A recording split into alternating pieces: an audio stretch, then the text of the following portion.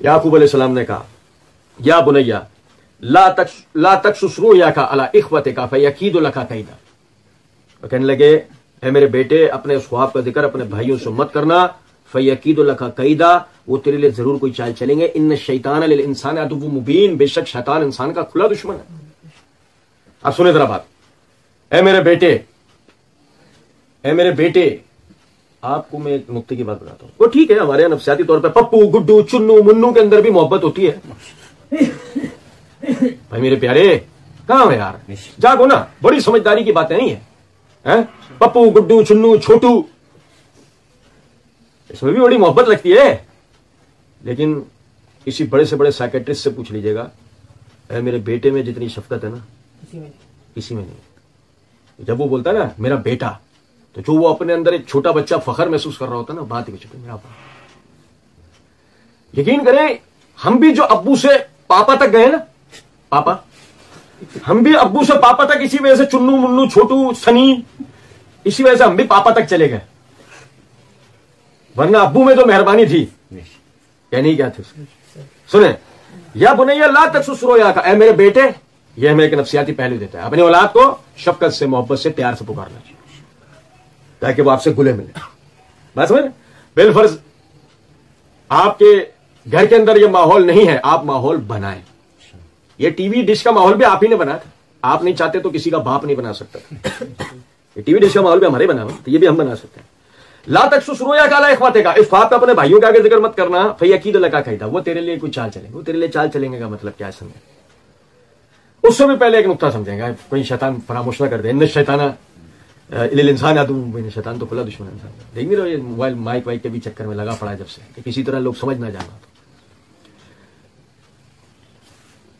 ला तकसुस रुयाका अला इख्वतिका, अपने भाइयों से ख्वाब का जिक्र मत करिए। बड़ी बात है अल्लाह की कसम। हमारे यहाँ दूसरी अम्मा से पैदा, ये मेरा सुतेला भाई है, या माइक्रोस्कोप लगाकर भी ढूंढो सुतेले का लफ्ज मिल जाए, नहीं आपको नहीं मिलेगा। और पता है हम कौन से दीन के मानने वाले? इन्नमल मुमिनूना इख्वतुन, तमाम मुसलमान आपस में हुई। जब तुम्हारा दीन के नाम पर रिश्ता ये मुतलक भाई वाला रखा गया है, तुम दीन में मुतलक एक दूसरे के साथ भाई कहलाते हो। क्या पहचान के लिए कहना पड़े तो यूं कह देते हो, हाँ ठीक है मेरा दीनी भाई है। क्या अगर किसी को कह दिया मेरा भाई है, भाई तुम्हारा मतलब मेरा दीनी भाई है, समझे या नहीं बात को? लेकिन पहली शनाख्त क्या है? इन्नमल मुमिनूना, सोचें ये वो दीन है। तो हमारा मसला यह है, वो हम हिंदुस्तान के साथ गठमिट कर रहे हैं ना, नतीजतन हिंदू तहजीब हमारे अंदर आई, हिंदू तरीके मामला बोलचाल हमारे अंदर आई। तो समझे जरा बात को, दूसरी वालदा से पैदा होने वाले बच्चों को हम सुतेले बहन भाई कहते हैं। वो समझे वो बात नहीं? अच्छा, ये खालिसतन हिंदुआना लकब, हिंदुआना तरीका है कि दूसरे वाले को सुतेला कहना। ये क्या है? ये खालिस हिंदुआना तरीका है। इस्लाम, ईसाइयत, दुनिया के किसी मजहब या तहजीब में इस तरह का कोई तस्वुर ही नहीं है। दुनिया के किसी और मजहब में नहीं है, दुनिया के किसी और तहजीब में नहीं है, क्यों? वो कोई अलग कोई सिलसिला हो जाता है। क्योंकि मसला यह है कि आपका दूसरा भाई औलाद किसकी है? आपके बाप की। आपका तीसरा भाई औलाद किसकी? आपके भाई की। आपकी पहली बहन औलाद किसकी है? आपके बाप की। आपकी दूसरी बहन औलाद किसकी? आपके बाप की। आपकी उस वालदा से जो औलादें हुई हैं, यानी कि आपके वालिद, वो पहला बेटा बेटी, बाप कौन उनका? तो ये तुम्हारे हकीकी भाई है भाईजान, ये तुम्हारे हकीकी भाई है। क्योंकि इस्लाम में नसब की बहस तो बाप से चलती है ना, ये आपके हकीकी बहन भाई हैं। ये सुतेला सगा का चक्कर ये हिंदू मजहब में होता है, इस्लाम में ऐसा कोई तस्वर नहीं। जो दूसरी मां से पैदा हुआ बच्चा है वो भी, क्योंकि असल में बाप से बहस है। बहस किससे है? बाप से, कि वो एक यानी उनका बाप है सबका।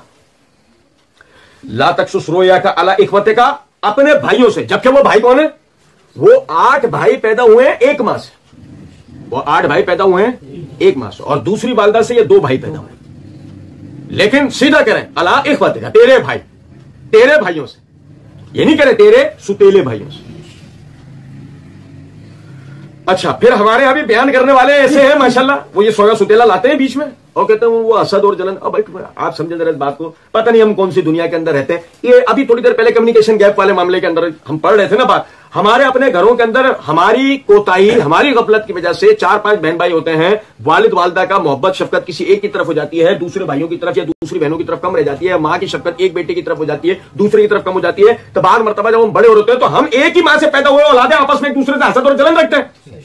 इसमें सगा सुतेले का क्या चक्कर है? क्या हम अपने इर्द गिर्द नहीं देखते ये चीजें? हम अपने घरों में नहीं देखते ये चीजें? क्या हमारे बड़ों की बात मरतबा ये एक इंसानी फितरत भी है ना। नबी सल्लल्लाहु अलैहि वसल्लम हज़रत आयशा से, अपनी बीवी में सबसे ज्यादा आयशा से मोहब्बत करते थे। यही वजह है कि एक दिन आप सल्लल्लाहु अलैहि वसल्लम ने ये दुआ की कि अल्लाह तू जानता है मेरा दिल किस तरफ, तू मुझे मेरे दिल के मामले में अल्लाह तू मुझसे दरगुदर कर, क्योंकि बीवियों के दरमियान बराबरी का हुक्म है ना, और आप बराबरी करते थे। मेरी इस बात से बताने थे कि आप ये ना समझ लेना कि नहीं वो कोई खुदा ना करता, बराबरी में कोई कमी करता नहीं, बराबरी सब में, एक जैसा खाना, एक जैसा पीना, एक जैसा रहन सहन सबका, लेकिन मोहब्बत ज्यादा उस बीवी से थी अपनी, ये थी बात। तो आप समझे जरा इस बात को कि बाकायदा यानी ये एक फितरी है ना। हमारे बाप माँ में अगर फितरी तौर पे किसी हमारे भाई बहन में से किसी एक की तरफ झुकाव अगर बिलफर्ज ज्यादा हो गया तो वो बात मतलब ऐसा होता है, हम बचपन में हमें ये हिकमतें, ये बातें, इतनी चीजें नहीं पता होती, बड़े हो रहे होते तो आसा जलन वाली कैफियत होती है। तो इसी तरीके से याकूब अलैहिस्सलाम यूसुफ अलैहिस्सलाम से ज्यादा मोहब्बत करते थे, और उसकी वजह तारीख में यह आती है कि बचपन ही से, एक आपको तो पता ही है, हम कई मतलब इस चीज को पढ़ चुके हैं कि अंबिया किराम अलैहिमुस्सलाम पैदाइशी तौर पे अपने जिस्म पर एक ऐसी अलामत लेकर पैदा होते हैं कि जो अलामत आम इंसानों के जिस्म पर नहीं होती, और उससे अहले इल्म जानते हैं कि यह शख्स रसूल या नबी होगा। अहले इल्म उससे जानते थे कि यह रसूल या नबी होगा। जैसे कि अबू सईद खुदरी रज़ियल्लाहु अन्हु फरमाते हैं कि नबी सल्लल्लाहु अलैहि वसल्लम के दोनों कंधों के दरमियान पुश्त पर, दोनों कंधों के दरमियान पुश्त पर एक निशान था। किस किस्म का? जैसे कबूतर के अंडे के बराबर, यानी गोश्त के मस्से टाइप के लाल सुर्ख खूबसूरत निकले हुए थे, जो चमकते थे, जो गौर से देखने पे लगता था कि ये, यानी कि वो इस तरह के वो निशान था वो, कि वो वैसे ही खूबसूरत लगता था, और वो जब गौर से उसको देखे ना अगर कोई तो वो चमकता था। तो ये अलामत मूसा अलैहिस्सलाम की पेशानी के ऊपर थी, और ये अलामत यूसुफ अलैहिस्सलाम के कंधे पर थी, बाजू पर। याकूब अलैहिस्सलाम बचपन से ही समझ गए थे कि मेरा बेटा स्पेशल है, मेरा बेटा स्पेशल है। तो आप, एक तो वो खूबसूरत बहुत थे, दूसरा फिर वो हम पढ़ेंगे इंशाल्लाह आगे, एक तो वो खूबसूरत बहुत थे, दूसरा वो ये चीज भी देख ली थी, तो एक बचपन से उस पर ज्यादा उनकी तवज्जो हो गई। अब जब ज्यादा तवज्जो हो गई तो नतीजतन दूसरे भाई जैसा हमारे इर्द गिर्द हमारे आपस वाले ही कर जाते हैं, ऐसे वो कर गए, इसमें कुछ सगे सुतेले का कुछ चक्कर ही नहीं।